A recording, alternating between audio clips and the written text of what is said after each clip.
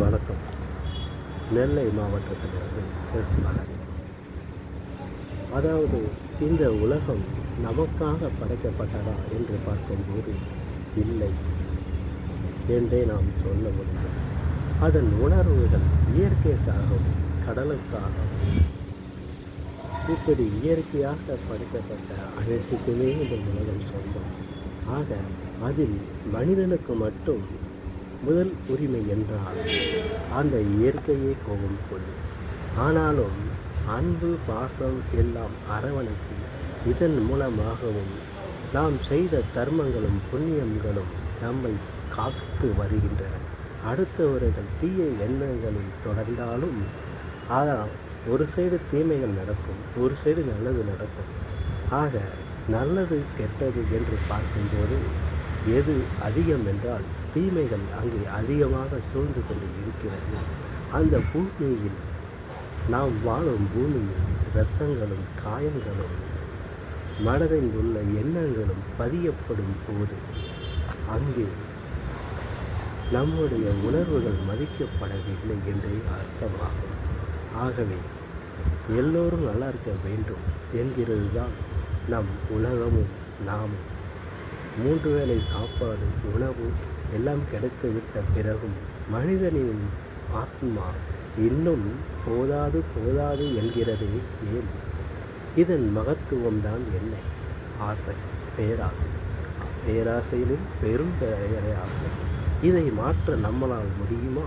முடியும்.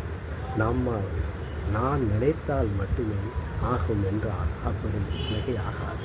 ஒவ்வொரு மனிதன் நினைக்க வேண்டும். இன்று கடந்த 10 வருடங்களுக்கு மேலாகவே எனக்கு தெரிந்தவர்களுக்கு மரணங்கள் எவ்வளவோ சம்பவித்து கொண்டு இருக்கிறது. அதாவது ஒருவர் இறந்ததுக்கப்புறம் இவர் இறந்துட்டாரான் என்ற கேள்வி கேட்கிறதும் அவருக்கு போய் மலர்வஞ்சலி வைக்கிறதும் அவ்வளோதான் முடிஞ்சு போச்சு. மறதி இல்லை என்றால் மறதி இருக்கிறனால தான் இன்னை வரைக்கும் நம்ம வாழ்ந்துக்கிட்டு இருக்கோம். அதை கண்டிப்பாக நாம் உணர வேண்டும்.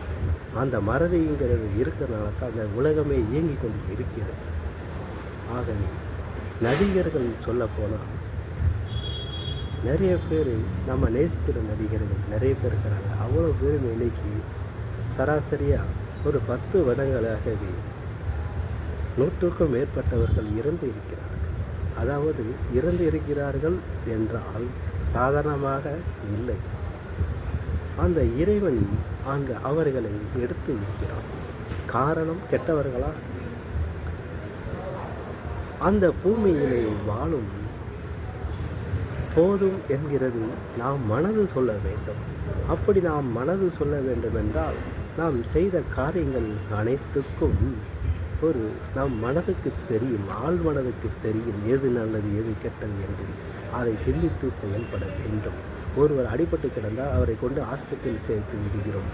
இதற்கு பெயர் உதவி. ஆனால் எல்லா நடிகர்களுக்கும் உடம்பு சரியில்லை என்று சொன்னால் அது அவர்களை கொண்டு ஆஸ்பத்திரிக்கு சேர்ப்பது யாராக இருக்க வேண்டும்? அவரவர் கடமைக்கு அவரவருக்கு என்ன தோணுதோ அவராக செய்வாங்க. இதுதான் நடந்து கொண்டு இருக்கிறது. இதில் நான் என்ன சொல்கிறேன் என்று கேட்டால் எல்லோருக்கும் ஒரு சக்தி உண்டு அல்லவா? அதை எந்த மதத்தினாலும் எல்லா மதங்களையும் அப்பாற்பட்டு ஒரு சக்தி இருக்கிறது என்றால் அது உண்மை. அந்த உண்மையின் காரணமாக அந்த நடிகர்களுக்கு வாழ வேண்டிய நடிகர்களுக்கு இடையில் மரணம் ஏற்பட்டு விடுகிறது. எத்தனையோ நடிகர்கள் பேரை சொல்லலாம். அந்த அளவுக்கு அவருடைய கனவுகள், ஆசைகள், எண்ணங்கள், மனைவி, குழந்தைகள் எல்லாமே அப்படியே ஸ்டாப்பாகி நின்று போயிருக்கிறது. இதற்கு இந்த பிரபஞ்சம்தான் காரணம். அந்த பிரபஞ்சத்துக்கு நாம் என்ன செய்ய வேண்டும்? அதை கண்டிப்பாக செய்யப்பட வேண்டும். அப்படி செய்யவில்லை என்றாலும் பரவாயில்லை.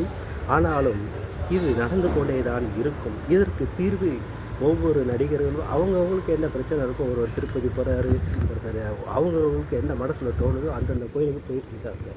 இது சாத்தியமாகுமா அப்படின்னு பார்க்கும்போது ஆகும், ஓரளவுக்கு ஆகும் என்று சொல்வதுதான் என்னுடைய விளக்கமே தவிர இதற்கு முற்றுப்புள்ளி என்ன அப்படி என்று பார்க்கும்போது 21 ஓமங்கள் வளர்த்து அதில் 21 ஓமங்களாக வைத்து அனைவரையும் அழைத்து அவருடைய பெயர்கள் உச்சரிக்கப்பட்டு அந்த 21 ஓமங்கள்னு சொன்னால் அது என்னென்ன ஓமங்கள்னு சொன்னால் அனைத்தும் அடங்கும்.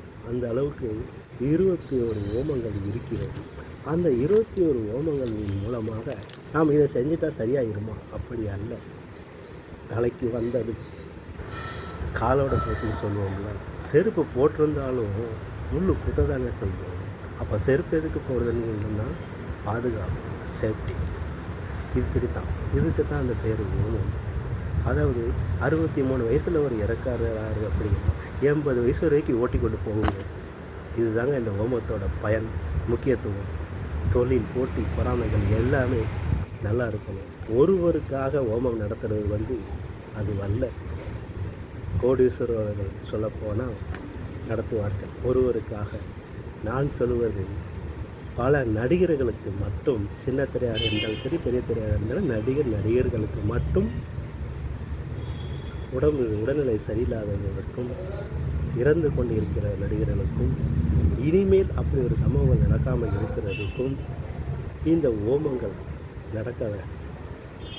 நடக்கணும்.